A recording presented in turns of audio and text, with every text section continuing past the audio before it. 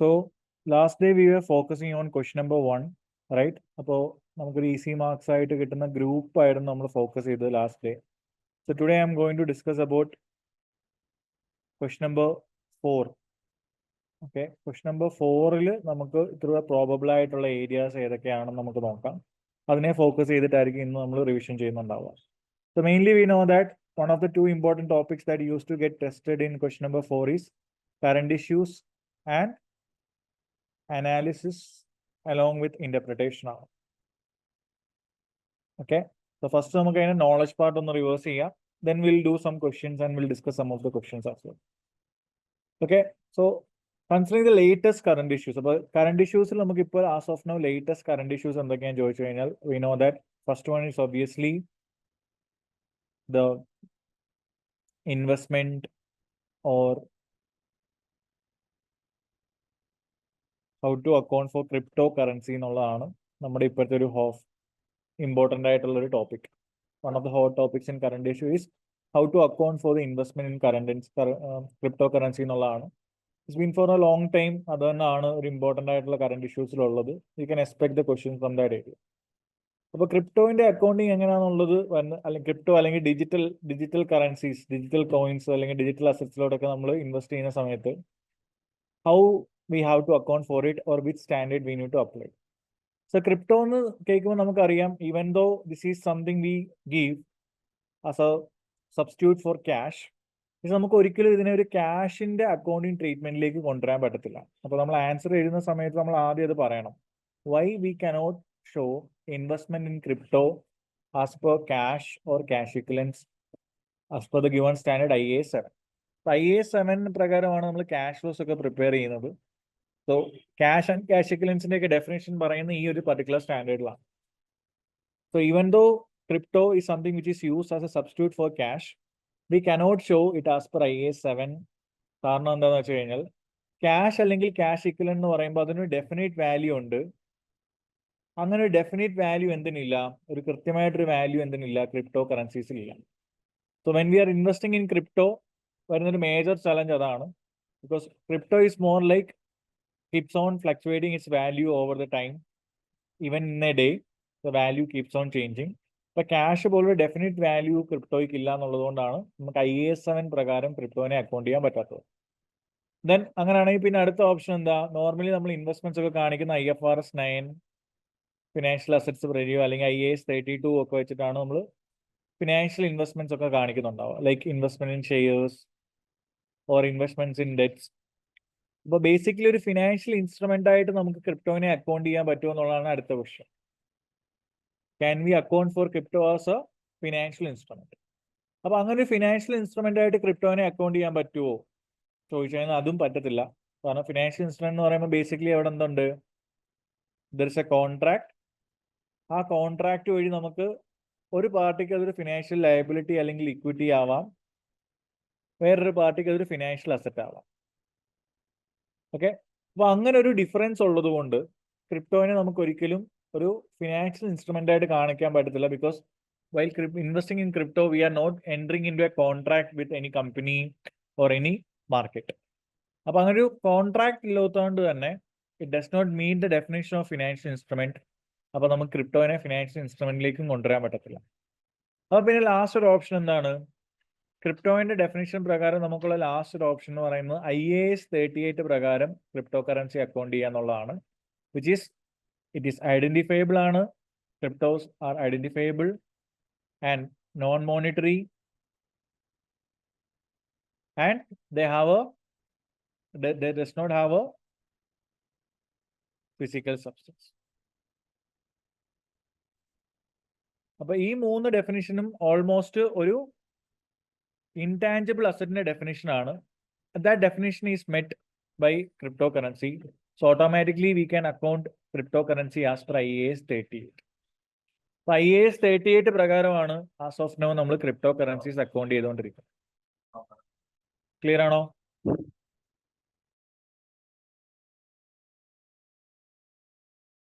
Okay, അപ്പോൾ ഇതാണ് one of the topic we have in current issues, that is how do you account in digital assets, അല്ലെങ്കിൽ ഈ crypto പോലത്തെ കാര്യങ്ങൾ എങ്ങനെ അക്കൗണ്ട് ചെയ്യും എന്നുള്ളതാണ്. പിന്നെ നമുക്ക് വരുന്ന ഒരു ഓപ്ഷൻ ഇനിഷ്യൽ കോയിൻ ഓഫറിംഗ് നമ്മൾ എങ്ങനെ അക്കൗണ്ട് ചെയ്യുന്നുള്ളതാണ്. So initial coin offering is almost like raising fund via internet, അല്ലെങ്കിൽ ഒരു കൈൻഡ് ഓഫ് ക്രൗഡ് ഫണ്ടിങ് ഒക്കെയാണ് ഇനിഷ്യൽ കോയിൻ ഓഫറിംഗ് വരുന്നുണ്ടാവുക. Okay, so rather than issuing shares we can raise fund by issuing certain tokens, digital കോയിൻസോ അല്ലെങ്കിൽ tokens ഒക്കെ use ചെയ്ത് നമ്മൾ fund raise ചെയ്യുകയാണെങ്കിൽ how will you account for it എന്നുള്ളതാണ് ICOയിൽ നമ്മൾ ചെക്ക് ചെയ്യാം. അപ്പോൾ ICOയിലേക്ക് വരുമ്പം how will you account for that fund? അപ്പോൾ ഏത് വഴി വന്നാലും നമുക്ക് ക്യാഷ് കിട്ടുവാണ്. So debit will go to cash. Okay, credit ഇതിനെ എങ്ങനെ കാണിക്കും?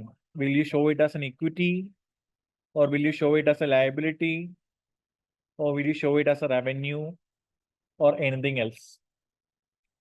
Okay, so when it comes to initial coin offering, ആ ഫണ്ട് ഇൻവെസ്റ്റ് ചെയ്യുന്നത് എന്ത് പെർസ്പെക്റ്റീവിലാണ് നമ്മൾ നോക്കുക.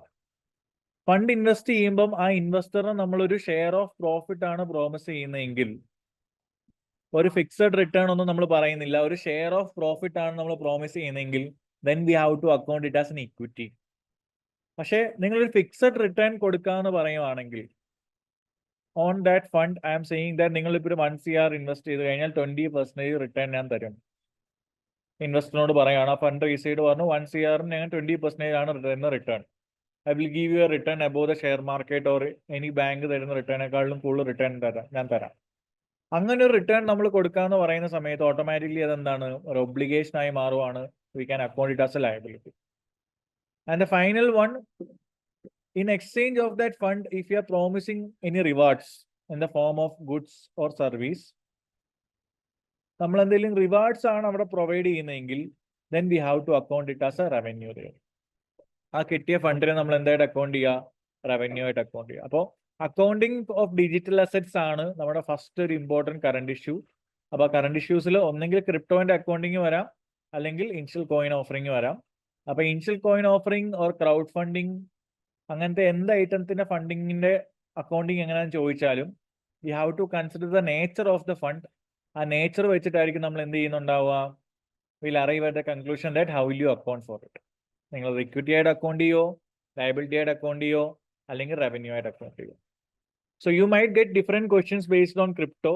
അപ്പോൾ ക്രിപ്റ്റോയുടെ ചിലപ്പോൾ ട്രേഡ് ചെയ്യുന്ന ഒരു പ്ലാറ്റ്ഫോമിനെ ബേസ് ചെയ്തിട്ടോ ഒക്കെ ക്വസ്റ്റ്യൻ വരാം. So whenever they ask about the accounting for crypto, you have to mention IAS 38 there. The same way, ചിലപ്പോൾ ടോക്കൺസ് ഒക്കെ ഇഷ്യൂ ചെയ്ത് കമ്പനി ഫണ്ട് റേസ് ചെയ്യുന്നു എന്നൊക്കെ പറയുന്ന സിറ്റുവേഷൻസ് വരാം. So it's a kind of initial coin offering. So there how we are going to account for that cash എന്ന് ചോദിച്ചു കഴിഞ്ഞാൽ again it depends upon the agreement we have with that fund investor. അപ്പോൾ ആ invest ചെയ്ത ഫണ്ടിന് നിങ്ങൾ share of profit തരാമെന്ന് പറയുകയാണെങ്കിൽ അതൊരു ഇക്വിറ്റി നേച്ചറാണ്. ഒരു ഫിക്സഡ് റിട്ടേൺ തരാമെന്ന് പറയുകയാണെങ്കിൽ അതൊരു ലയബിലിറ്റി നേച്ചറാണ്. അല്ല, over the time we are providing some rewards in the form of goods or service ആണെങ്കിൽ will account it as a revenue. Clear ആണോ? അപ്പോൾ ഇത് നമ്മുടെ ഒരു ഇമ്പോർട്ടൻറ്റ് പാർട്ടാണ് with respect to current issues in accounting for digital assets. So നമ്മൾ ക്ലാസ്സിൽ already പറഞ്ഞൊരു കാര്യമാണ്, ബട്ട് അഗെയിൻ ഒരു ഇമ്പോർട്ടൻറ്റ് ടോപ്പിക് ആയതുകൊണ്ട് ഞാൻ റിവേഴ്സ് ചെയ്തത്. Any doubts in this 2 areas? ഇത് ക്ലിയർ ആണോ?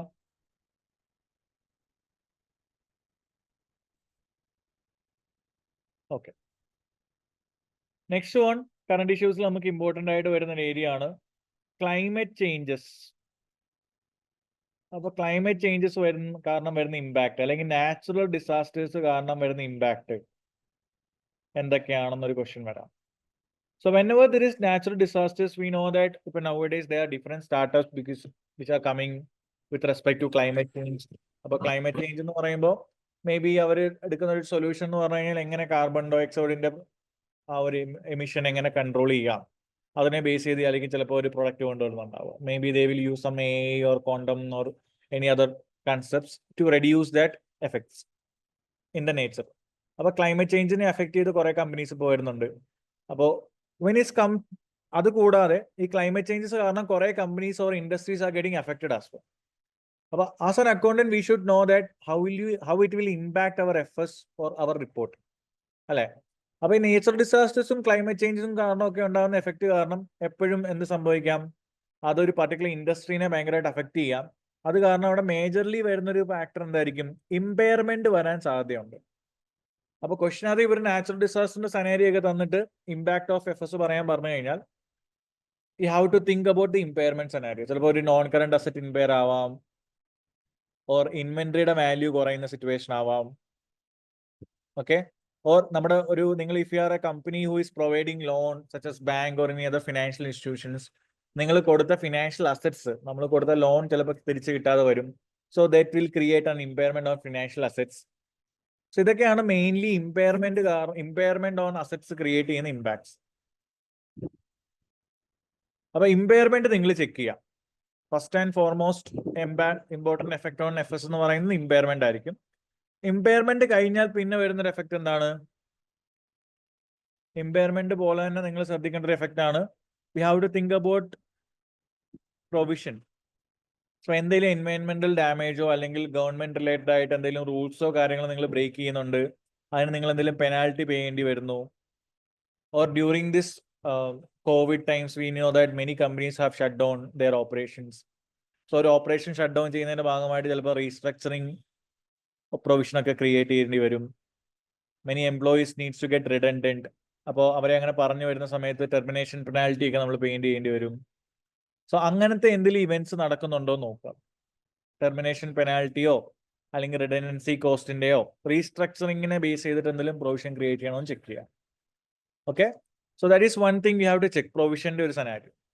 ഇത് കൂടാതെ at the time of this loss obviously will claim for some insurance. അപ്പോൾ നമുക്ക് ഇൻഷുറൻസ് ക്ലെയിംസ് ഒക്കെ നിങ്ങൾ കൊടുത്തിട്ടുണ്ടെങ്കിൽ അത് വെർച്വലി സർട്ടൺ ആണെങ്കിൽ മാത്രം, കിട്ടുമെന്ന് ഉറപ്പുണ്ടെങ്കിൽ മാത്രമേ നമ്മൾ എന്ത് ചെയ്യാൻ പാടുള്ളൂ, അതിനെ ഒരു റിസീവബിൾ ആയിട്ട് നമ്മൾ അക്കൗണ്ട് ചെയ്യാൻ പാടുള്ളൂ.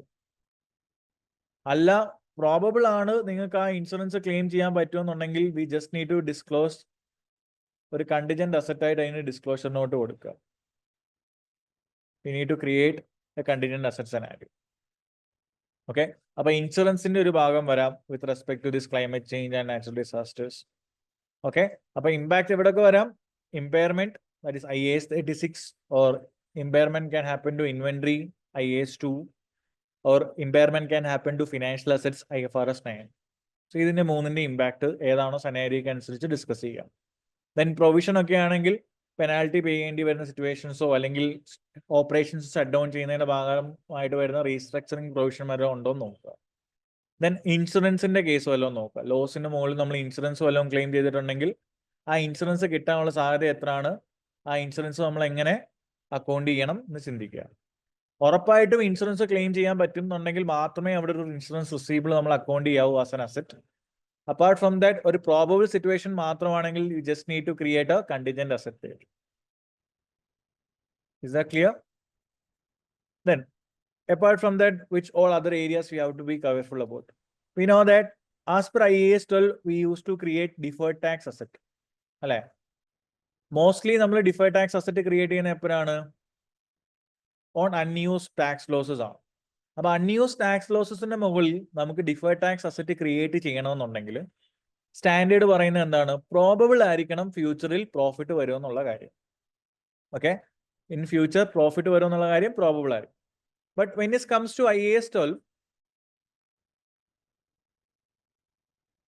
ആ പ്രോബബിൾ ഫ്യൂച്ചർ പ്രോഫിറ്റ് വരും എന്നുള്ളത് കറന്റ്ലി കമ്പനി ഒരു കോവിഡ് പോലത്തെ സിറ്റുവേഷനിൽ കൂടെ ആണ് പോകുന്നത്, ഒരു പാൻഡമിക് സെനാരിയോ കൂടെ ഒക്കെ പോകുന്ന സമയത്ത് ഫ്യൂച്ചറിൽ എത്രത്തോളം ചാൻസസ് ഉണ്ട് പ്രോഫിറ്റ് ക്രിയേറ്റ് ചെയ്യാന്നുള്ളത് നോക്കുവാണെങ്കിൽ ഇറ്റ്സ് എ കൺസേണിങ് ഫാക്ടർ അല്ലേ.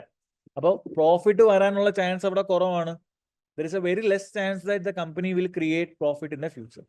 അങ്ങനെയാണെങ്കിൽ we have to think twice before creating deferred tax asset, or even we should think about derecognising deferred tax asset, which is already mentioned in our FS. അപ്പൊ ഇതാണ് impact on IAS 12 വരുന്നുണ്ടാവുക with respect to natural disasters or climate changes. And last but very important factor, if you feel like these indicators are really leading to a going concern issues, കമ്പനിയുടെ future going കൺസേണിനെ affect ചെയ്യുന്ന രീതിയിലുള്ള എന്തെങ്കിലും impact ആണ് with respect to this natural disaster or climate changes വരുന്നുണ്ടെങ്കിൽ we should think about it. അങ്ങനത്തെ going concern issues വല്ലതും ഉണ്ടെങ്കിൽ അതിനെപ്പറ്റി നമ്മൾ ഡിസ്ക്ലോഷർ കൊടുക്കുക.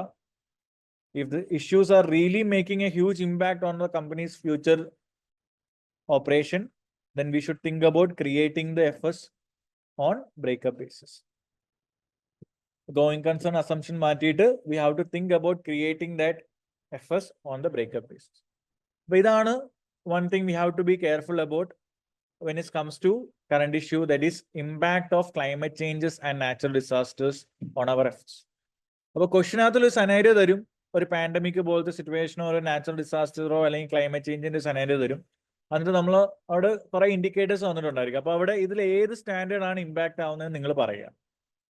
സോ ഇവിടെ ഒക്കെ നമുക്ക് ഈസി മാർക്സ് ആണ് പിക്ക് ചെയ്യാൻ പറ്റുന്നത്, അൺലൈക്ക് അതർ സ്റ്റാൻഡേർഡ്സ്. സോ അതുകൊണ്ടാണ് ഞാൻ എപ്പോഴും ഇത് ഫോക്കസ് ചെയ്യാൻ വരുന്നത്, because current issues are very easy marks for you. അപ്പൊ ക്ലൈമറ്റ് ചേഞ്ചിനെ ബേസ് ചെയ്തിട്ടും as well as based on this natural disaster സ്ഥിരം ക്വസ്റ്റ്യൻസ് വരുന്നതാണ്. So you have to be very careful about this knowledge part. Clear ആണോ?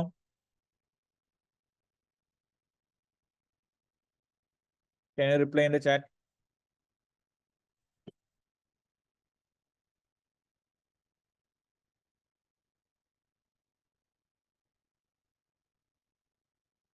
ഈ രണ്ട് Arias okay ആണോ?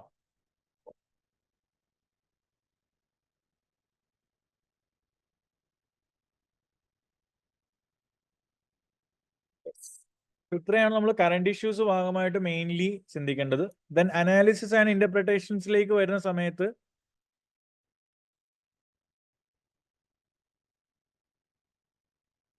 the basic fundamentals we have to focus on. Knowledge area എന്ന് പറയുമ്പോൾ we should know how to calculate the ratios.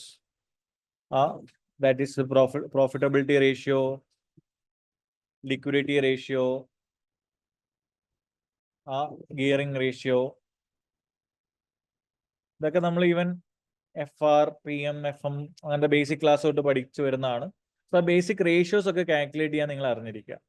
So അതാണ് fundamentally നിങ്ങൾ അറിഞ്ഞിരിക്കേണ്ട ഒരു area with respect to analysis and interpretation. റേഷ്യോസിന്റെ കാൽക്കുലേഷൻസ് എല്ലാം നല്ല കൃത്യമായിട്ട് അറിഞ്ഞിരിക്കുക. ഓക്കെ, അപ്പോൾ ഇതിന്റെ ക്വസ്റ്റ്യൻ എങ്ങനെയാണ് വരുന്നതെന്ന് ചോദിച്ചു കഴിഞ്ഞാൽ, let's say they will ask the impact of accounting error. For example, നമ്മളിപ്പം IFRS 9 പ്രകാരം ഒരു ലയബിലിറ്റി ആയിട്ട് അക്കൗണ്ട് ചെയ്യേണ്ട ഒരു സെനാരിയോനെ നമ്മൾ ഇക്വിറ്റി ആയിട്ട് അക്കൗണ്ട് ചെയ്തു. ഓക്കെ, അപ്പൊ റേഷ്യോസിന്റെ ക്വസ്റ്റ്യൻ വരുന്നത്, ഒരു എക്സാമ്പിൾ ഞാൻ പറയുന്നതാണ്. Let's say there was something to be accounted as liability. ഇപ്പൊ ലയബിലിറ്റി ആയിട്ട് അക്കൗണ്ട് ചെയ്യുന്ന സാധനത്തിന് നമ്മൾ ഇക്വിറ്റി ആയിട്ട് അക്കൗണ്ട് ചെയ്തു. So how it will impact your FS എന്ന് ചോദിക്കാം. അപ്പൊ അങ്ങനെ ചോദിക്കുന്ന സമയത്ത് we need to explain it with respect to the impact it create on profitability ratios, liquidity ratios and gearing ratios. ഈ ഒരു മിസ്റ്റേക്ക് എങ്ങനെ ഈ റേഷ്യോസിനെ അഫക്ട് ചെയ്യുന്നുള്ള രീതിയിൽ വേണം നിങ്ങൾ തിങ്ക് ചെയ്ത് ആൻസർ എഴുതാൻ. ക്ലിയർ ആണോ? അപ്പൊ ആദ്യം നിങ്ങൾ ആൻസർ ചെയ്യുന്ന സമയത്ത് എന്താണ് എറർ എന്ന് പറയാം. ആൻസർ എഴുതുന്ന പാറ്റേൺ എങ്ങനെ ആയിരിക്കണം? ഫസ്റ്റ് നമ്മൾ എന്താണ് എറർ എന്ന് പറയുക, and because of that error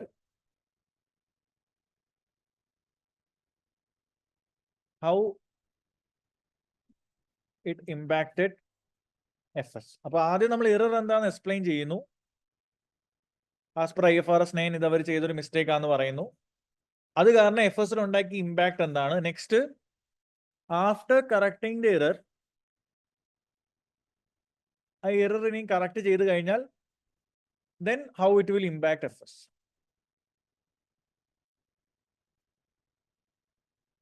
നിങ്ങൾ ആ എറർ കറക്റ്റ് ചെയ്ത് കഴിഞ്ഞാൽ അതെങ്ങനെ FSനെ ഇമ്പാക്ട് ചെയ്യും. അപ്പൊ ഈ രീതിയിൽ വേണം നിങ്ങൾ എന്ത് ചെയ്യാൻ, ആൻസർ എക്സ്പ്ലെയിൻ ചെയ്യാൻ when it comes to ratios. അപ്പൊ റേഷ്യോസ്, നിങ്ങൾ റേഷ്യോസിന്റെ ഭാഗമായിട്ട് ക്വസ്റ്റ്യൻസ് വരുന്നത് ഡയറക്ട്ലി റേഷ്യോ കാൽക്കുലേഷൻ അല്ല. there will be some accounting error in your books. ആ അക്കൗണ്ടിങ് എറർ നിങ്ങൾ ഐഡന്റിഫൈ ചെയ്യുക. ആ എറർ നമ്മൾ FSനെ എങ്ങനെ ഇമ്പാക്ട് ചെയ്തു, after correcting the error how it will impact our FS. അപ്പൊ അതിന്റെ എക്സാമ്പിൾ ആണ് ഞാൻ പറഞ്ഞത് ഫ്രം അവർ പാസ്റ്റ് പേപ്പേഴ്സ്. ചിലപ്പോൾ ക്വസ്റ്റ്യൻസ് വരുന്നുണ്ടാവും ഈ ലയബിലിറ്റി ഇക്വിറ്റിനെ ബേസ് ചെയ്തിട്ടായിരിക്കും. Maybe there is a shares, they are accounting it as a equity, but by the nature of that shares maybe അതിന്റെ അക്കൗണ്ടിങ് ട്രീറ്റ്മെന്റ് എന്തായിരിക്കും വരേണ്ടത്, ലയബിലിറ്റി ആയിട്ടായിരിക്കും വരേണ്ടത്. സോ മോസ്റ്റ്ലി അങ്ങനത്തെ ക്വസ്റ്റ്യൻസ് ഞാൻ കാണാറുണ്ട്.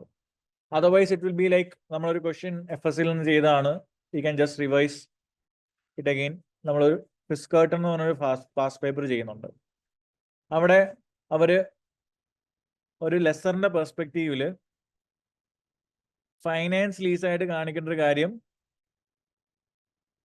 they are accounting it as operating lease. അപ്പോൾ first നമ്മൾ അവിടുത്തെ എറർ ഐഡന്റിഫൈ ചെയ്യുന്നു. അപ്പോൾ ഓപ്പറേറ്റിംഗ് ലീസിന് പകരം അത് ഫൈനാൻസ് ലീസ് ആക്കി കഴിഞ്ഞാൽ how it will impact the F S. After correcting the error how it will impact the F S and ratios. അപ്പോൾ ഈ രീതിയിലാണ് നമ്മൾ എക്സ്പ്ലെയിൻ ചെയ്യേണ്ടത്. അപ്പോൾ റേഷ്യോസിന്റെ ഭാഗത്തുനിന്ന് ക്വസ്റ്റ്യൻ വരുന്ന സമയത്ത് basically profit, liquidity and gearing ratios mainly ഓർത്തിരിക്കുക. പ്രോഫിറ്റ് റേഷ്യോസ് ആർ മെയിൻലി എന്തൊക്കെയായിരിക്കും? ROCE, ROE ഒക്കെയാണ് നിങ്ങളുടെ, അല്ലെങ്കിൽ അസറ്റ് ടേൺ ഓവർ ഒക്കെ ആയിരിക്കും നിങ്ങളുടെ പ്രോഫിറ്റ് റേഷ്യോസ് വരുന്നത്. ലിക്വിഡിറ്റിയിലേക്ക് വരുമ്പോൾ it's more like working capital ratios, receivable days, inventory days, payable days, current ratio, ഇതൊക്കെയാണ് നമ്മുടെ ലിക്വിഡിറ്റി റേഷ്യോസിൽ വരുന്നത്. ദെൻ ഗിയറിംഗിലേക്ക് വരുമ്പോൾ basically it will be debt equity ratio or interest cover. അപ്പോൾ ക്വസ്റ്റ്യൻ വരുന്നുണ്ടാവുക നമ്മൾ FRൽ കണ്ട പോലെ ഒരു ഡയറക്റ്റ് റേഷ്യോ കാൽക്കുലേഷൻ അല്ല. There will be some errors in the question. ആ എറർ നമ്മൾ ഐഡന്റിഫൈ ചെയ്യുക, അത് എക്സ്പ്ലെയിൻ ചെയ്യുക, എററിന്റെ ഇമ്പാക്ട് എന്താണ് FS എന്ന് പറയുക, especially on these ratios, and after correcting the error how it will impact the FS. അപ്പൊ ആൻസർ എഴുതേണ്ട പാറ്റേൺ എങ്ങനെയാണെന്ന് മനസ്സിലായോ? With respect to ratios, how we have to explain that answer.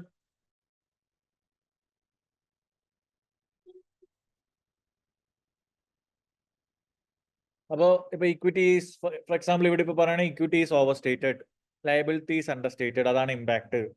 So when equities overstated and liabilities are understated how it will affect the ratios? അത് gearing റേഷ്യോസിനെ കുറയ്ക്കും അല്ലെ, which may lead to understate their financial liability in the FS. So it will be more investor attractive. അപ്പൊ ഇൻവെസ്റ്റേഴ്സിനെ അത് mislead ചെയ്യാന്ന് നമുക്ക് പറയാം. Okay, പിന്നെ നമ്മൾ ഒരു കാര്യം, ഇക്വിറ്റി ആയിട്ട് അക്കൗണ്ട് ചെയ്യുന്ന സമയത്ത് അത് ഡയറക്ട്ലി ഇക്വിറ്റിയുടെ മുകളിൽ നമ്മൾ ഡിവിഡൻഡ് ആണ് പേ ചെയ്യുന്നത്. Dividend will affect your retain earnings. But interest ആണെങ്കിൽ it will come as a part of finance cost. So it will directly affect your profitability ratios. അപ്പൊ ലയബിലിറ്റി ആയിട്ട് കാണിച്ചു കഴിഞ്ഞാൽ അത് ഇൻട്രസ്റ്റ് എക്സ്പെൻസിൽ വന്നതിനെയും, സോ എക്സ്പെൻസിനെ അത് ഓവർസ്റ്റേറ്റ് ചെയ്യും, പ്രോഫിറ്റിനെ കുറയ്ക്കും.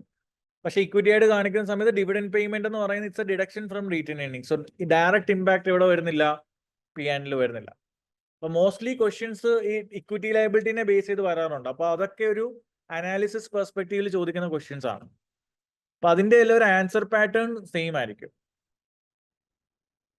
ക്ലിയർ ആണോ?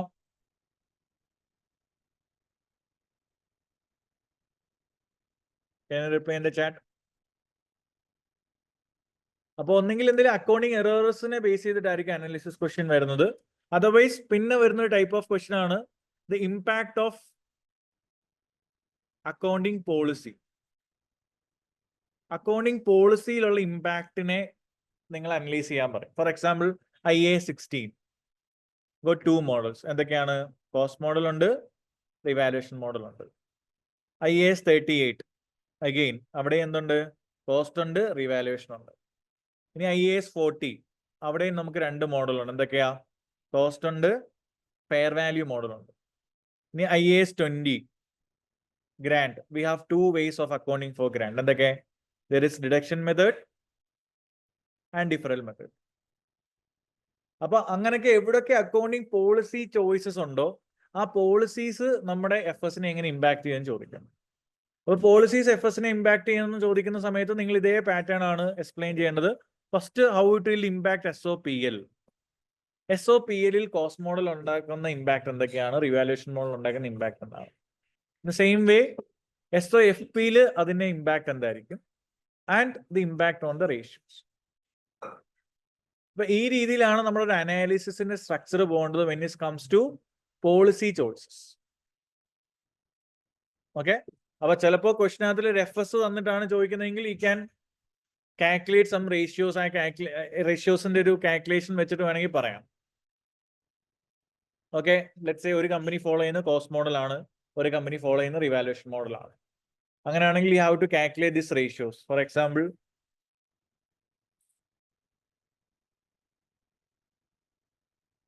A എന്ന് പറയുന്ന company is following cost model and B is following revaluation model. Okay, in that scenario ആ 2 കമ്പനീസിന്റെയും impact of this policy choices നമുക്ക് എങ്ങനെ കാണിക്കാൻ പറ്റും? ഗിയറിംഗ് റേഷ്യോ, അതുപോലെ operating profit margin ratio, liquidity ratio, ഇങ്ങനത്തെ റേഷ്യോസ് നിങ്ങൾ എന്ത് ചെയ്ത് കാണിക്കുക, രണ്ടിനെയും കാൽക്കുലേറ്റ് ചെയ്തിട്ട് കമ്പയർ ചെയ്തിട്ട് വേണം ആൻസർ പറയാൻ.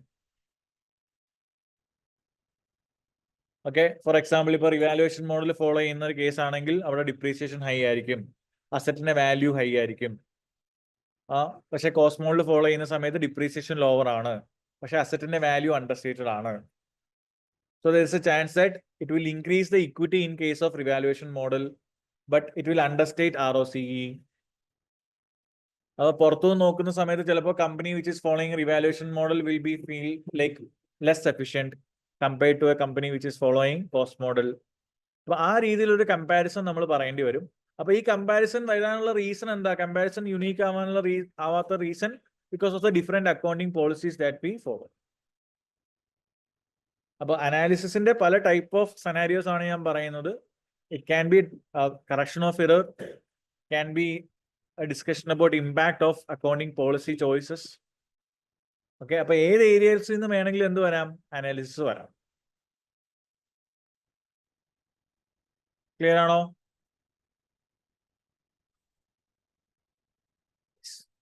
Then analysis type of question വരുന്നത് cash flows നെ ബേസ് ചെയ്യാണ്. Sometimes they may ask you to analyze cash flow. Cash flow analyze ചെയ്തിട്ട് ഈ കമ്പനി ഇൻവെസ്റ്റീവ് അട്രാക്റ്റീവ്നെസ് ആണോ അല്ലയോ ചിലപ്പോൾ ചോദിക്കാം. They will ask you to analyze cash flow and will check whether it is investive attractiveness is there or not. Okay, അപ്പോൾ we'll analyze each and every cash flow separately. Operating, investing, financing, അങ്ങനെ ഓരോ cash ഫ്ലോസും നമ്മൾ depth ആയിട്ട് analyse ചെയ്യുക. അപ്പൊ operation നോക്കിയ സമയത്ത് ചിലപ്പോൾ നമുക്ക് നെഗറ്റീവ് ആയിരിക്കും ഓപ്പറേഷനിൽ വന്നിട്ടുണ്ടാവുക. അപ്പൊ അങ്ങനെയാണ് നമ്മൾ പറയുക company is not making enough cash flow from their operations. Company പുറത്തുനിന്ന് ഫണ്ട് എടുത്തിട്ടാണ് അവരുടെ മെയിൻ ഇൻവെസ്റ്റ്മെന്റ് റിക്വയർമെന്റ് ഒക്കെ മീറ്റ് ചെയ്യുന്നത്. Company is having a cash flow deficit, so it is not attractive enough to invest. അപ്പൊ ആ രീതിയിൽ ഒരു കമ്പനിയിൽ ഇൻവെസ്റ്റ് ചെയ്യണോ വേണ്ടയോ എന്ന് without the impact of this accounting policy choices നമുക്ക് അനലൈസ് ചെയ്യാൻ പറ്റുന്ന ഒരു സാധനമാണ് എന്ത്, ക്യാഷ് ഫ്ലോ അനാലിസിസ് എന്ന് പറഞ്ഞത്. കാരണം ക്യാഷ് ഫ്ലോ അനലൈസ് ചെയ്യുന്ന സമയത്ത് we are not considering impact of accounting policy choices or estimates. അതുകൊണ്ടാണ് പലരും അനലൈസ് ചെയ്യാൻ വേണ്ടി എന്ത് യൂസ് ചെയ്യുന്നത്, ക്യാഷ് ഫ്ലോസ് യൂസ് ചെയ്യുന്നത്.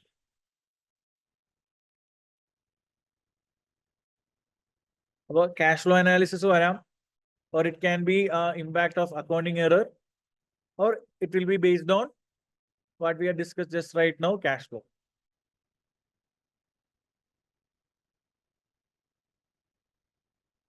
Is it clear, everyone?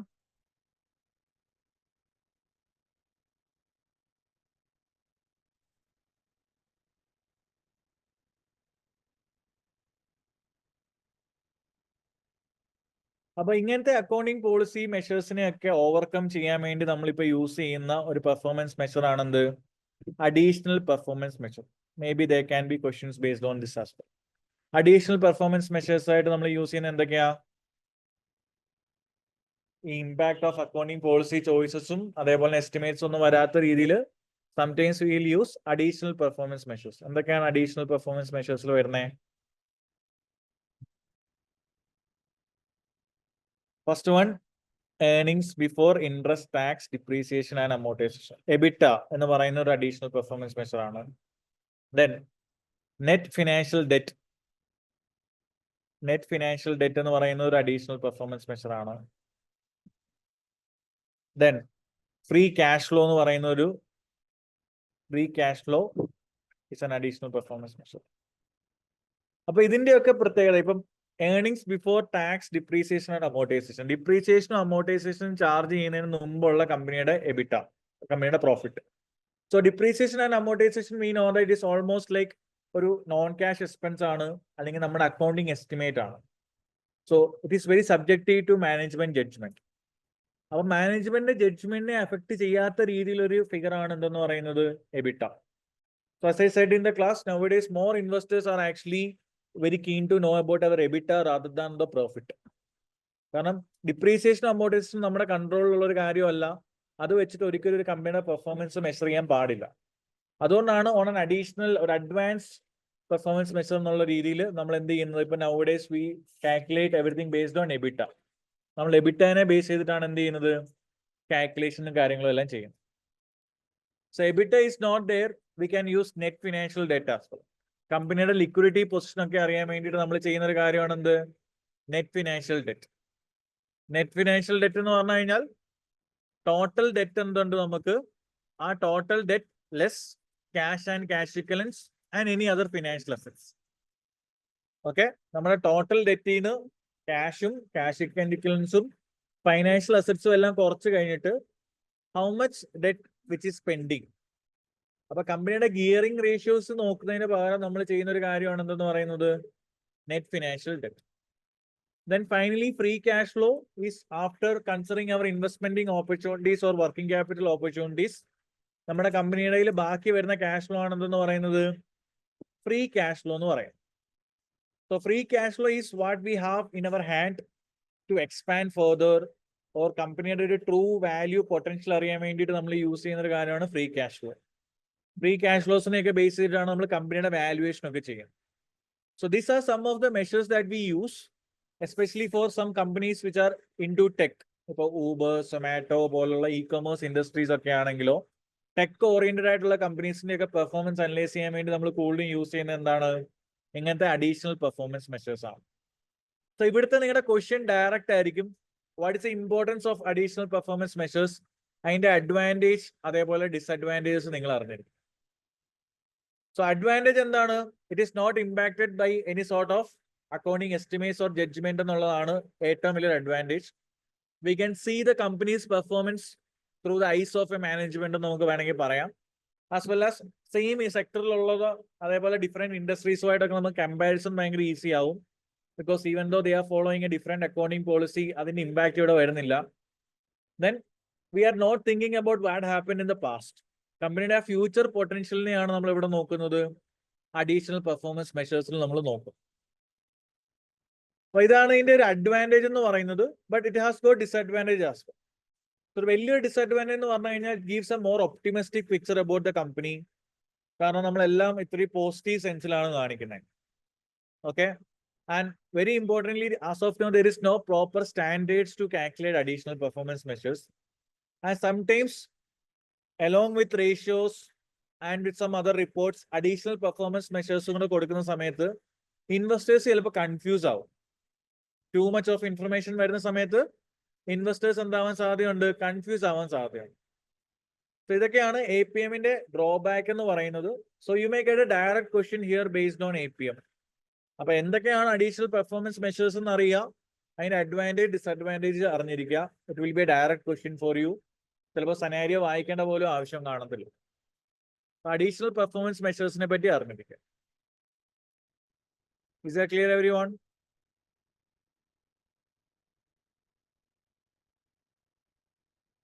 അപ്പൊ ഡിപ്രീസിയേഷൻ, അമോർട്ടൈസേഷൻ അല്ലെങ്കിൽ അങ്ങനത്തെ നോൺ ക്യാഷ് എക്സ്പെൻസുകളൊന്നും ഇല്ലാതെ എങ്കിൽ പ്രോഫിറ്റ് കറക്റ്റ് ആയിട്ടുള്ള കമ്പനിയുടെ ഓപ്പറേറ്റിംഗ് പ്രോഫിറ്റിനെ നമുക്ക് നോക്കി കമ്പനിയുടെ ഫ്യൂച്ചർ എന്താണെന്ന് മനസ്സിലാക്കാൻ പറ്റുന്ന ഒരു വാല്യൂ ആണെന്ത്?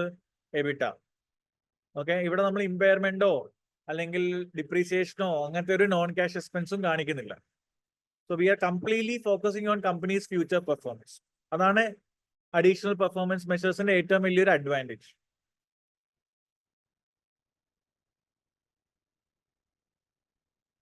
ക്ലിയർ ആണോ? But even though we have to disclose about this impacts. ഇപ്പൊ ഞാൻ എപ്പോഴും പറയാറുള്ള പോലെ ഡിപ്രീസിയേഷനും അമോർട്ടൈസേഷനും ഒക്കെ നമ്മൾ അവോയ്ഡ് ചെയ്താലും at the end of the day we know that once the asset is used properly, അതിന്റെ യൂസ്ഫുൾ ലൈഫ് കഴിയുമ്പോൾ we have to fund it again. അപ്പൊ വീണ്ടും ആ എക്സ്പെൻസ് വരുന്നുണ്ട്. അപ്പോൾ നമ്മൾ എത്രത്തോളം ഹൈഡ് ചെയ്യാൻ നോക്കിക്കഴിഞ്ഞാലും that expense is happening after the life of that asset. അപ്പൊ somewhere that cash outflow is happening. ആ റിയാലിറ്റി നമ്മൾ മിസ്സായി പോകുന്നുണ്ട് when we are too much concerned about APM. അപ്പൊ അത് തന്നെയാണ് APMന്റെ ഒരു മേജർ ഡ്രോബാക്ക് എന്ന് നമുക്ക് പറയാം. So these are some of the main impacts that can create positively and negatively when we are using APM. Clear ആണോ? So as I discussed later, അപ്പൊ ഈ ടെക് കമ്പനീസിന്റെ FS ഒന്നും നോക്കിക്കഴിഞ്ഞാൽ എന്ത് കാണത്തില്ല? They won't be having enough assets in their hand because most of the assets are intangible in nature.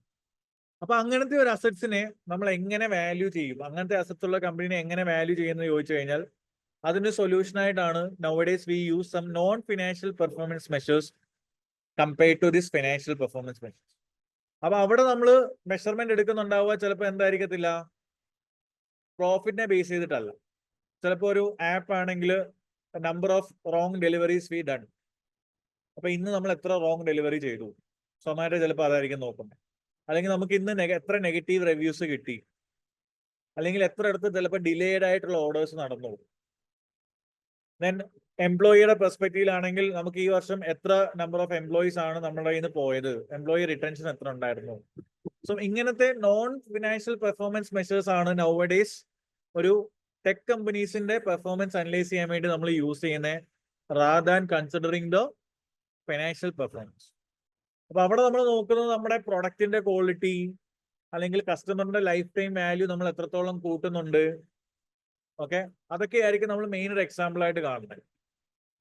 പല കമ്പനീസും ഇപ്പം start ചെയ്യുന്ന സമയത്ത് ഇപ്പോൾ അവർ പറഞ്ഞു, ലെറ്റ്സ് സേ നമ്മുടെ ആപ്പ് ഇത്ര ഡൗൺലോഡ്സ് ഉണ്ട്, വിത്തിൻ ഫസ്റ്റ് 1 year നമ്മുടെ ആപ്പ് ഇത്ര ഡൗൺലോഡ് ചെയ്തു.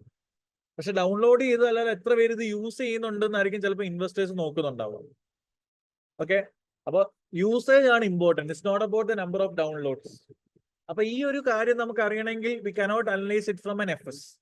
നമുക്ക് അനലൈസ് ചെയ്യാൻ പറ്റുന്ന എങ്ങനെയായിരിക്കും, ഈ നോൺ ഫിനാൻഷ്യൽ പെർഫോമൻസ് മെഷേഴ്സ് വരിക.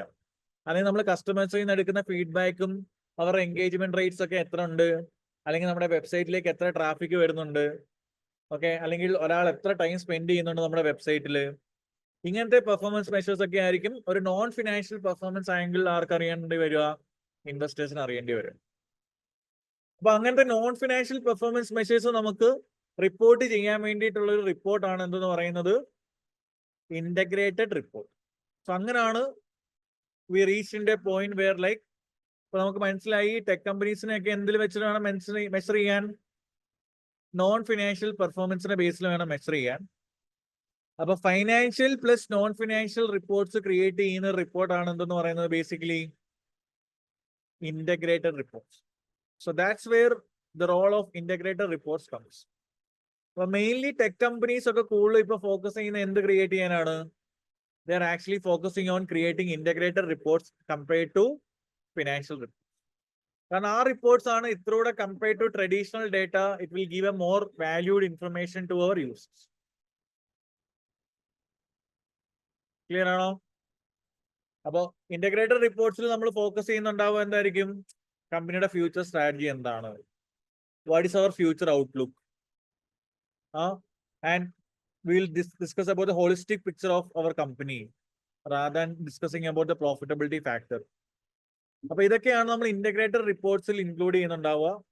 സോ അതിന്റെ കണ്ടന്റ് എന്ന് പറയുമ്പോൾ more than the financial factors will discuss about the companies business model and will discuss how each and every capitals are performing, not just financial, human, natural, intellectual.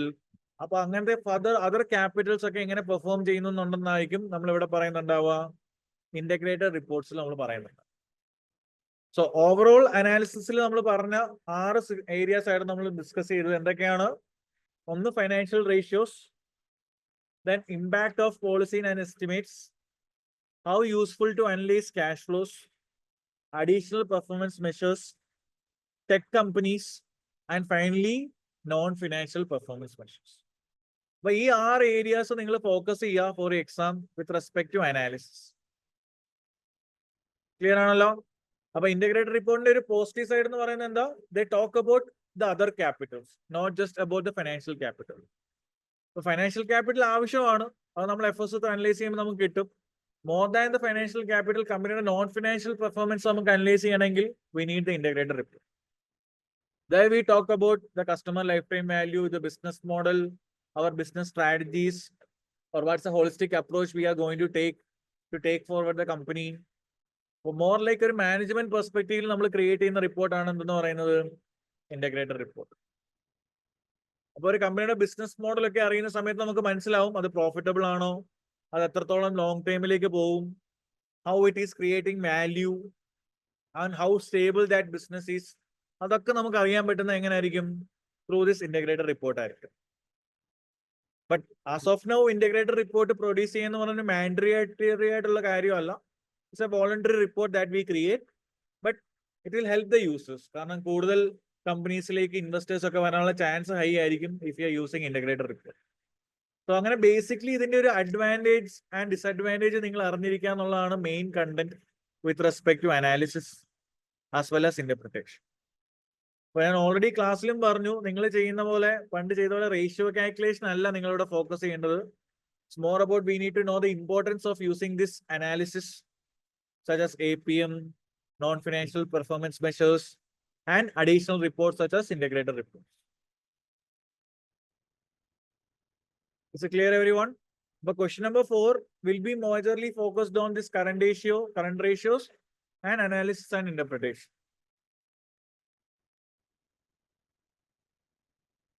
Is it clear, everyone? Okay. So now we'll do some of the questions. Even നമ്മൾ ക്ലാസ്സിൽ practice ചെയ്ത് തന്നെ ഉള്ളൂ.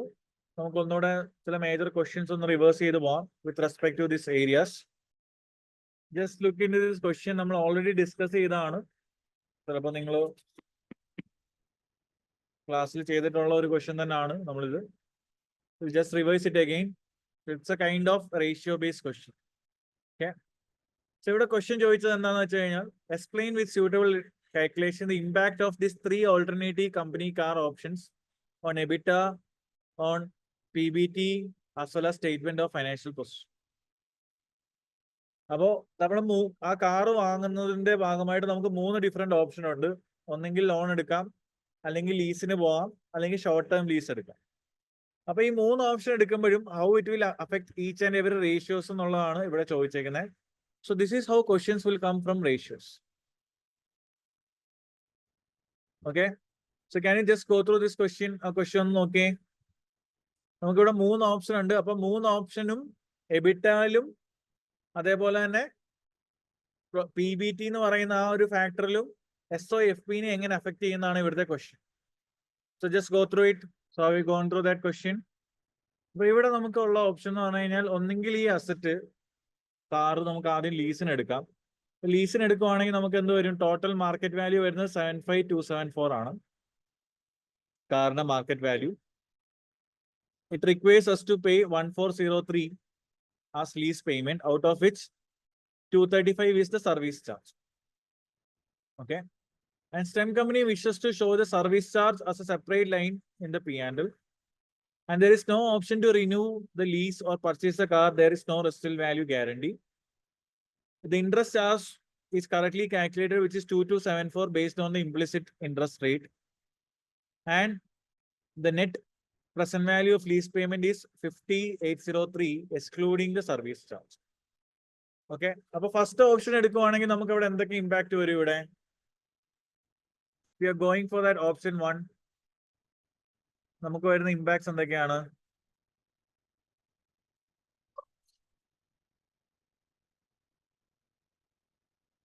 നമ്മൾ ഈ ഒരു option എടുക്കുവാണെങ്കിൽ നമുക്ക് വരുന്ന മേജർ ഇമ്പാക്ട്സ് എന്തൊക്കെയാ? ഫസ്റ്റ് എബിറ്റയിൽ വരുന്ന ഇമ്പാക്ട് എന്തൊക്കെയാന്ന് നോക്കാം. എബിറ്റയിൽ വരുന്ന ഇമ്പാക്ട് എന്ന് പറയുന്നത് earnings before interest, tax, depreciation and amortisation. എബിറ്റയിൽ വരുന്ന ഇമ്പാക്ട് എന്തൊക്കെയായിരിക്കും? What all impact it will create on എബിറ്റ?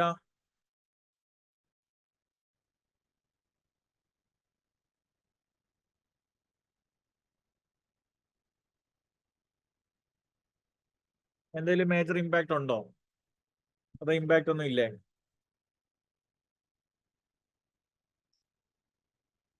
എബിറ്റയിൽ വരുന്ന ആകെ വരുന്ന ഇമ്പാക്ട് എന്തായിരിക്കും? സർവീസ് കോസ്റ്റ് ആയിരിക്കും അല്ലേ? ഫസ്റ്റ് ഓപ്ഷൻ എടുക്കുവാണെങ്കിൽ എബിറ്റയിൽ വരുന്ന ഇമ്പാക്ട് സർവീസ് കോസ്റ്റ് ആണ്. Then earnings before interest and tax, depreciation കഴിഞ്ഞിട്ടാണ്, ആ വാല്യൂ കഴിഞ്ഞിട്ടായിരിക്കും ആ അസറ്റിനെ ഡിപ്രീസിയേഷൻ ചാർജ് ചെയ്യുന്നുണ്ടാവുക, അതേപോലെ തന്നെ ആ ഇൻട്രസ്റ്റ് എക്സ്പെൻസും പോകുന്നുണ്ടാവുക. And finally will get PBT. അപ്പൊ if you are leasing that asset for almost 4 years, നമ്മൾ ഓൾറെഡി ക്ലാസ്സിൽ ചെയ്തതാണ്, അതുകൊണ്ട് ഞാൻ വീണ്ടും ചെയ്ത് കാണിക്കാത്ത, I'm just explaining it. So അപ്പൊ നമുക്കിവിടെ ക്വസ്റ്റ്യൻ പറയുന്നുണ്ട്, ഈ 3 ഓപ്ഷൻ എടുക്കുമ്പോഴും profit before tax before taking to account of this transaction is same. So first option എടുത്തു കഴിഞ്ഞാൽ നമുക്ക് സർവീസ് കോസ്റ്റ് വരും, ഓപ്പറേറ്റിംഗ് എക്സ്പെൻസ് ഒന്നും തന്നെ ഇല്ല, എബിറ്റ ഈസ് 97180, ഡിപ്രീസിയേഷൻ വരും. എങ്ങനെ ഡിപ്രീസിയേഷൻ വരുന്നേ? ബിക്കോസ് അസറ്റിന്റെ വാല്യൂ 50801803 മൈനസ് അതിന്റെ റെസിൽ വാല്യൂ വെച്ചിട്ടാണ് നമ്മുടെ പി പിയുടെ വാല്യൂ വരുന്നുണ്ടാവുക.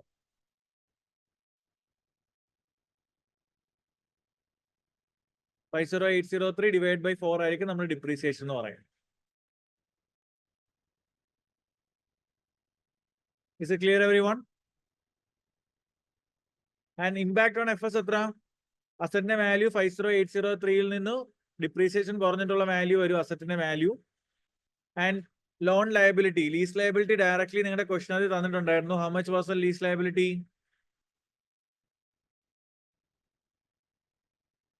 ലീസ് ലയബിലിറ്റി പോർഷൻ എത്രയാണ് മക്കളെ?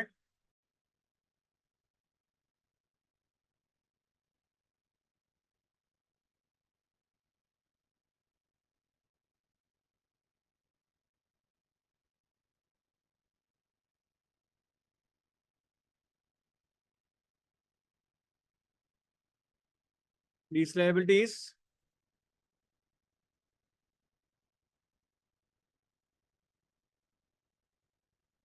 direct present value തന്നിട്ടുണ്ട്. present value of cash flow is 50803 ആണ്.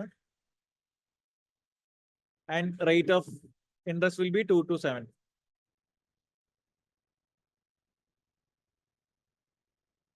ക്ലിയർ ആണോ? ഇപ്പൊ ഫസ്റ്റ് ഓപ്ഷൻ എടുക്കുവാണെങ്കിൽ ഇതായിരിക്കും വരുന്ന impact. If you choose first option 1, നമുക്ക് വരുന്ന FSലുള്ള ഇമ്പാക്ട് അതായിരിക്കും.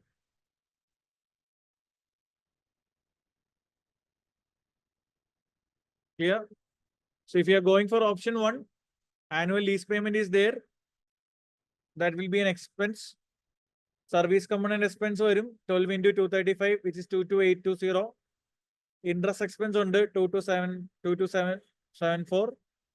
Then lease liability is 5803 less ഈ വർഷത്തെ ആനുവൽ ലീസ് പേയ്മെന്റ് നമ്മൾ കുറയ്ക്കണം, പ്ലസ് എഫക്റ്റീവ് ഇൻട്രസ്റ്റ് നമ്മൾ ആഡ് ചെയ്യാം. Opening minus lease payment plus interest. Clear ആണോ? ഇതാണ് വരുന്ന ഓപ്ഷൻ 1 എടുത്തുള്ള impact, because we are taking that asset for lease. ഇനി ഓപ്ഷൻ 2 വരുന്ന ഇമ്പാക്ട് എന്താണ്? ഓപ്ഷൻ 2 നമ്മൾ എന്താ ചെയ്യുന്നത് നോക്കിയേ. In option 2, actually we are taking a bank loan. Option 2 നമ്മൾ എന്താണ് ചെയ്യുന്നത്? We are actually taking a bank loan. അപ്പൊ ബാങ്ക് ലോൺ എടുത്തു കഴിഞ്ഞാൽ അസറ്റ് മൊത്തമായിട്ട് നമ്മുടെ ബുക്സിലേക്ക് വരും. അല്ല, present value of lease payment അല്ല അസറ്റിന്റെ value. Then residual value is 29753. So depreciation will be like 75274 minus 29753 divided by 4. ഇവിടെ മന്ത്ലി സർവീസ് കോസ്റ്റ് ഉണ്ട്. So 235 into 12. Then annual interest expense വരും, which is 5% of the loan amount. Okay, അപ്പൊ ഇത്രയായിരിക്കും FSൽ വരുന്ന impact. So if you look into the answer, you can see that ആകെ ഇബിറ്റനെ effect ചെയ്യുന്ന എന്ത് മാത്രമേ ഉള്ളൂ? അഗെയിൻ സർവീസ് കോസ്റ്റ് മാത്രമേ ഉള്ളൂ. ഡിപ്രീസിയേഷൻ വരുന്നത് 11380, which is asset minus residual value divided by 4. Then loan amount മണ്ടയ്ക്ക് വരുന്ന 5% ഇൻട്രസ്റ്റ് ആണ് 3764. Then PP value will be 75274 minus 11380, and loan liability is 75274 plus interest 3764. Clear ആണോ?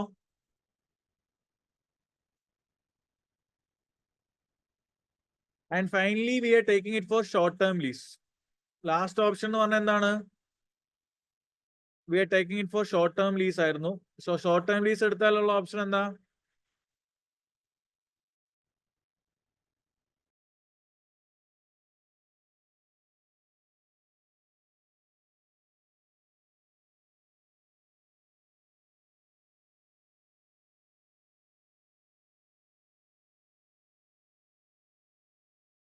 So if we take it for short term lease, നമുക്ക് എന്ത് മാത്രമേ വരുന്നുള്ളൂ?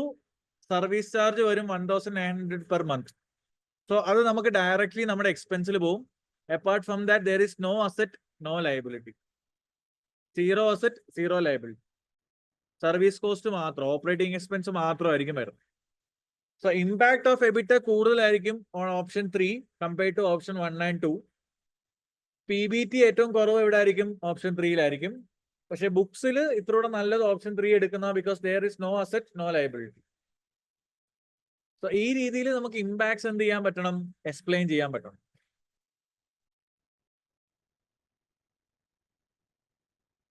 Lower of useful life or അസറ്റിന്റെ ലൈഫാണ് നമ്മൾ ലീസിന് എടുക്കുവാണെങ്കിൽ ഡിപ്രീസിയേഷൻ കാൽക്കുലേറ്റ് ചെയ്യാൻ വേണ്ടി എടുക്കേണ്ടത്. സോ ഇവിടെ 4 years ആണ് രണ്ടും, അതുകൊണ്ട് വേറെ പ്രശ്നമൊന്നുമില്ല. അപ്പോൾ അല്ലെങ്കിൽ ഇപ്പൊ യൂസ്ഫുൾ ലൈഫിനേക്കാളും കുറവാണ് ലീസിന്റെ ലൈഫ് എന്നുണ്ടെങ്കിൽ അതിലേക്ക് വേണം നമ്മൾ ഡിപ്രീസിയേഷൻ ചാർജ് ചെയ്യാൻ. ക്ലിയർ?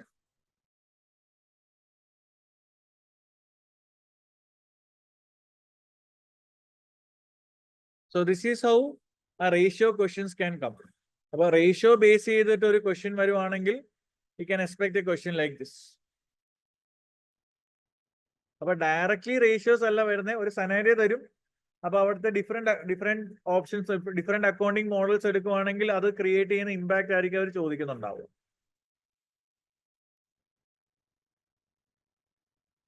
Clear everyone? ഇത് ഓക്കെ ആണോ? Yes. So we have done a question from ratio. Next നമുക്ക് ഇന്റഗ്രേറ്റർ റിപ്പോർട്ടിന്റെ ഒരു ക്വസ്റ്റ്യൻ ചെയ്യാം. We'll do a question on integrated report.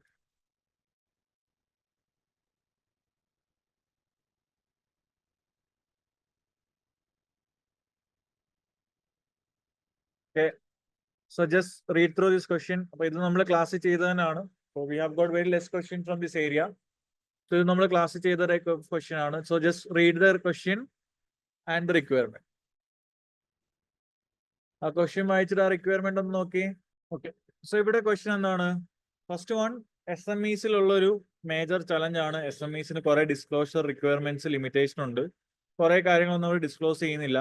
And even there is reporting standards ആണെങ്കിൽ ഇത്രയൂടെ കുറവാണ് compared to an FS. Okay. അപ്പൊ ഇവിടെ ഇന്റഗ്രേറ്റഡ് റിപ്പോർട്ടിംഗിന്റെ ഫസ്റ്റ് ക്വസ്റ്റ്യൻ എന്ന് ചോദിച്ചിരുന്നത് discuss the nature of SME standard and principal difference between SME and full IFRS.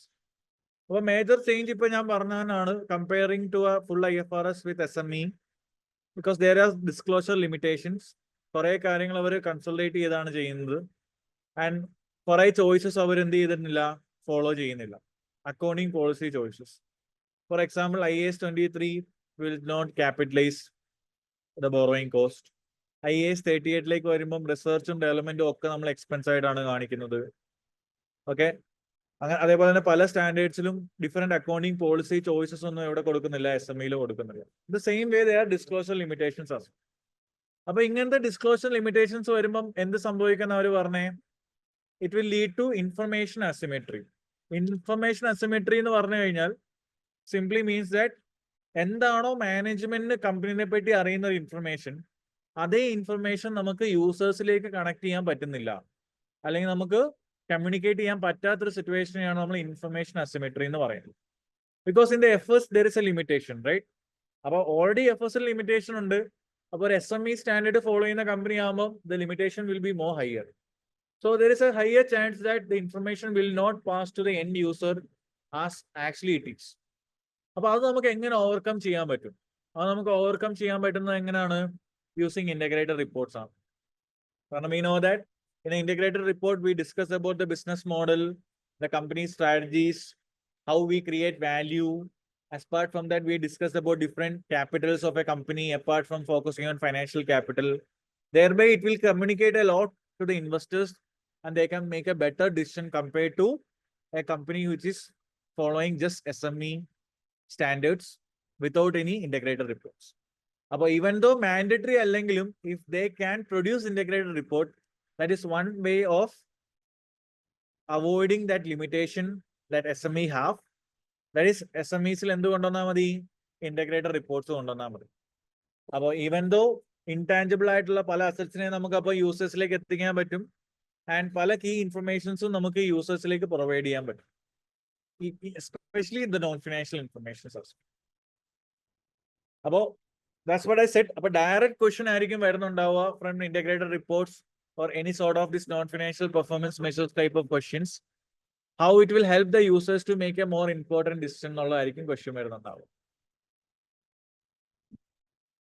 So here we are discussing about business model, how we create value, company strength and company future outlook and strategic decision making. Then we'll talk about the capitals, the employee expertise, the customer loyalty we have, the intellectual properties we have. Better information pass users through integrated reports. So it includes both financial and non-financial information. So integrated report can fulfill the communication needs of a financial capital and other stakeholders and can optimize our reporting. So this SME case even for an individual company which is listed, the same so almost free formatted structure answer pre-prepared answer answer integrated reports. So don't miss your chance to create marks, some easy marks, especially in question number 4, based on current issues as well as analysis and interpretation. So always you can expect the questions on a similar manner. APM advantage and disadvantage, how it can enhance reporting in. So it's a very easy marks. About last set of questions from analysis and interpretation, there is nothing to calculate actually. About language improve contents marks. So compared to textbook, better to read the question practice. Revision questions and answers to get more marks on these areas. So basic knowledge we cover, and what else to be covered based on some questions I have shown you how it will get tested in exams as well. Well, maximum the class questions practice. Clear?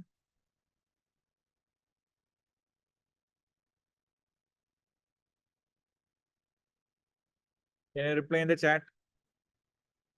So analysis and interpretations either type of questions are expecting knowledge area cover clear.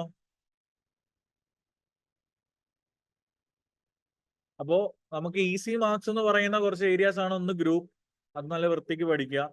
Second one on question number 4, which is mainly from current issues or analysis or interpretation. Other focus here. So that itself will give you around 50 plus score. Question under. So at least if you are able to score above 40 from these 2 areas, that itself will give a lot of credits for us. areas standard idea. Question number 2, ethics under, but ethics completely ethical consideration accounting standard ethics but these 2 areas we specifically know what all contents they are going to test. How maximum focus here. Is it clear, guys? Okay. So that's it for today's section based on current issue and analysis. Okay, so next day we will cover some accounting standards as well in the next section. So meanwhile, accounting standards important but the first 2 days cover important for SBR. Make sure you practice the questions from this area. Specifically, latest kit look at the content page. Content page we know that which are the areas which is frequently tested. So analysis it changes in development and areas questions they are mixed up. 38, 40 mixed down. So around 3 to 5 questions in the revision kit from these 2 areas, current issues and analysis. Maximum questions because there is nothing more to calculate. So calculation it's more like how well you can explain it. A clarity of discussion marks. Okay, so in the next 2 days, practice this area. ഈ questions ഒന്ന് നോക്കുക. അതിൽ എന്തെങ്കിലും doubts ഉണ്ടെങ്കിൽ you can ask. കേട്ടോ? Okay, guys. So that's it for the day.